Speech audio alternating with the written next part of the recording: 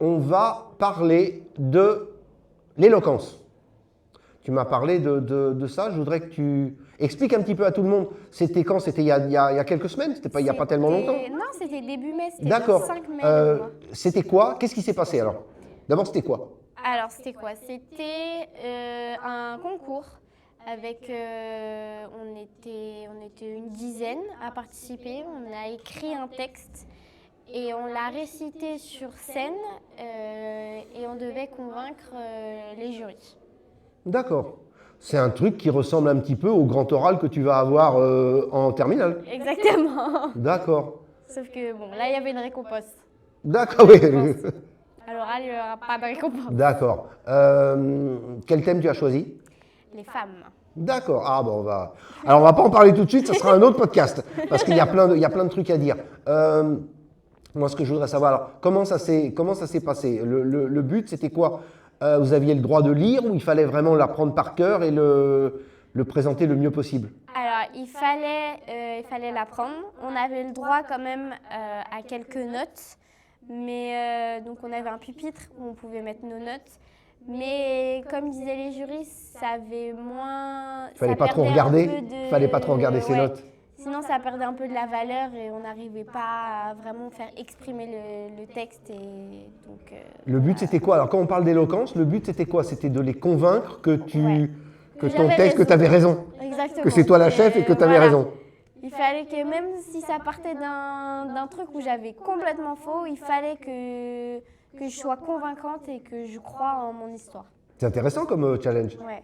C'était très intéressant et franchement, il y a quelques années, jamais je me serais vue parler sur scène et prononcer un discours. T'aurais pas osé? Non. Maintenant, c'était quelque chose. C'était quand même un peu difficile, un peu le trac ou. Au début, ça allait et en fait, à partir du moment où on a fait les essais sur scène, où on a fait une fois pour de faux, à partir de là, je me suis rendu compte en voyant tout le monde passer. Là, tu commençais à. Je me suis C'est là que tu as dit, commencé ah un peu à ouais. baliser? Et après, le stress est vraiment monté quand tous les gens sont arrivés dans la salle et que tu voyais tout le public arriver. Ah, il y Tu avait disais, du oh là, public, d'accord. Il y avait beaucoup de public. Donc là, on se voyait, on disait, Combien waouh. vous étiez à passer? À passer, à on peu était près. une dizaine. D'accord. Une dizaine. Donc chacun avait un. Le thème, il était libre? Il était libre, ouais. D'accord. Donc toi, c'est les femmes, donc ça sera l'occasion de faire notre prochain podcast là-dessus. Et- Donc, comment c'était? Est-ce qu'il n'y avait pas de questions? Tu arrivais et tu te lançais tout de suite et tu partais sur ton texte. Ouais, en fait, on a commencé, je crois bien 2 mois avant, où notre prof nous a proposé du coup ce concours. Et on devait écrire un texte. Et moi, j'ai toujours aimé écrire. J'arrivais pas trop, plus jeune, à exprimer mes émotions, donc je les écrivais. C'est Madame Perret qui vous l'a proposé? Oui. Et quand, alors justement, je rebondis sur ce que tu viens de dire, à l'époque, c'était plus facile pour toi d'écrire que de parler. Ouais. Et Maintenant, ça s'est un peu arrangé?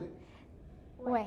Ça s'est pas inversé parce que je préfère toujours écrire, mais je trouve que c'est aussi important d'exprimer à l'oral et pour mieux faire comprendre ce qu'on veut dire.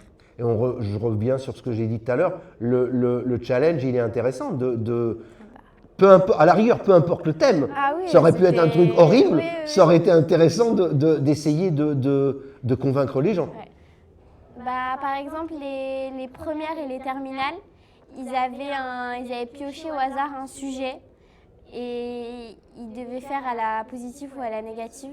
Et ça pouvait être n'importe quel sujet. Bon, ils sont tombés sur, de mémoire, c'était la politique et l'écologie. D'accord. Donc ça reste des thèmes qui sont pas trop farfelus, mais ça aurait pu être un thème un peu bizarre et ils auraient quand même dû croire en ce qu'ils racontaient.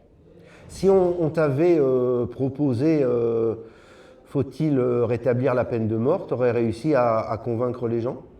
C'est un sujet qui m'intéresse beaucoup, donc oui. Le challenge, il est donc intéressant t'aurais préféré quoi? Là, le choix, tu l'avais. Tu as choisi les femmes, c'est toi qui l'avais. Mais en première et terminale, on leur a imposé un truc. Ouais. Tu aurais préféré quoi? Tu étais contente d'avoir ton thème parce que Ouais. ça m'a l'air d'être un thème de prédilection et que un des thèmes de prédilection. Mais comment ça se passe quand on a quelque chose de difficile à défendre? Les femmes, c'était un thème important. Tu nous diras vite fait comment tu as abordé ça. Mais c'est génial d'essayer à la rigueur, peu importe le thème. Ouais. C'est génial d'avoir un public et d'avoir un jury. Comment était le jury? Quand je dis comment, c'est pas la question de dire sympa ou pas sympa, mais ça ressemblait à quoi? Ils étaient combien? Ils étaient 4 et j'avoue que Il y avait la parité? 2 hommes, 2 femmes? Pas du tout.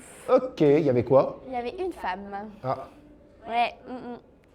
Et en fait, quand je... Qui c'est qui va nous faire un sujet sur la parité? C'est Julia.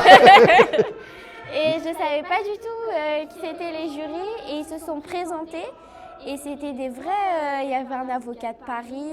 Ah d'accord. C'était vraiment. C'était pas des profs.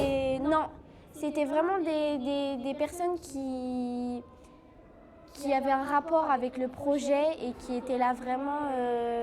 Ils ont vraiment pris de leur temps et c'est ça qui était bien. Ils ont pris toute une après-midi à venir pour de vrai. On avait un temps libre avec eux où on pouvait parler, on pouvait leur demander plein de choses. Est-ce qu'il y avait un temps imposé? Non. Donc tu as pu parler pendant 2h30 de Ouais, des femmes. alors après, ils nous avaient dit pour le texte 3 minutes, c'était déjà bien. Si on faisait un peu plus, ça allait, mais si on faisait des 4-5 minutes, il nous Fallait pas arrêtait. dépasser 5 minutes quoi. Ils nous disaient, ça fait beaucoup. En D'accord. fait, c'était juste une question d'égalité par rapport à tout le monde. C'était surtout ça. D'accord. Comment t'as présenté ton sujet? Au début, je savais pas trop et j'avais pas trop d'inspiration, donc j'avais dit à Madame Perret que ça m'intéressait, mais que je savais pas trop. Et en fait, je me suis retrouvée au lycée, j'attendais les transports et je me suis dit, je veux parler de ça et je veux commencer par ça. Et ce qui est drôle, c'est que la première phrase que j'ai écrite, c'est la dernière de mon discours.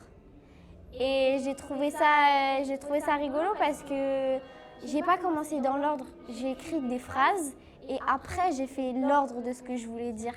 Et ça m'a aidée. Et du coup, une fois que j'avais trouvé la phrase de fin, je savais je voulais passer par quoi, je voulais dire quoi. Et du coup, ça a été super vite. Et mon texte, je l'ai écrit. Ça a duré donc 3-4 minutes, ton texte? Ouais. À peu près. Est-ce que tu peux nous faire en 30 secondes un résumé de ce que tu as raconté? Au début, justement par rapport au projet Éloquence, Madame Perret nous avait demandé d'apprendre un texte, peu importe le texte. Et en fait, il y a quelques années, j'avais dansé sur une musique de Grand Corps Malade qui parlait des femmes. Et j'avais adoré cette musique. Et je l'avais du coup apprise. Et devant Madame Perret, j'ai choisi ce texte-là et je me suis dit, je veux m'en inspirer parce que j'adorais ce qu'il disait et je trouvais que ça avait du sens. Donc je me suis inspirée de ça et bon, il a fallu que je m'en inspire pas trop parce que fallait pas que ce soit la même chose. Mais du coup, je me suis dit, je veux m'inspirer de ça. Et comment tu l'as présenté alors? C'était quoi la phrase de conclusion? La phrase de conclusion, c'était n'oubliez pas que même les poètes écrivaient que la femme était l'avenir de l'homme. Il n'y a pas que Aragon qui a écrit ça. Et à partir du moment où j'avais trouvé cette phrase, je me suis dit, bon, ok, ça c'est la phrase de conclusion. Et tu es d'accord avec ça?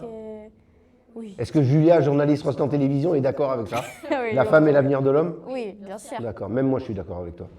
Oui, c'est quand même nous qui... Alors oui, avec l'aide de l'homme, bien sûr, faut pas l'oublier. Mais c'est quand même... Ouais, on peut servir un tout petit peu quand même. Un tout petit peu, ouais. Pas beaucoup. Mais c'est quand même nous qui portons justement pendant 9 mois. L'avenir. Et au final, c'est nous qui l'assumons, l'avenir. Donc, Quel est ton jugement, non pas sur les femmes, mais sur l'avenir des femmes justement? Il est inquiétant, mais j'ai envie d'être optimiste et de me dire un jour il y aura une femme présidente, il y aura des femmes au pouvoir. J'ai envie d'y croire parce que c'est devenu quelque chose qui est tellement inespéré. Pour toi, c'est inéluctable? Ça va arriver? J'espère, vraiment, L'égalité 50-50 hommes-femmes, c'est quelque chose qui va finir par se faire? Je reste optimiste. Parce que, en fait, ça me désespère tellement de me dire que ça n'arrivera jamais, que je préfère rester dans le positif et me dire que ça arrivera. Et je pense que, comme on dit, le positif attire le positif. Donc j'y crois et peut-être. Un petit mot une petite phrase de conclusion pour tes collègues femmes? Eh ben, il faut croire en soi et il ne faut pas se laisser faire face à un homme. Merci mille fois, c'était cool.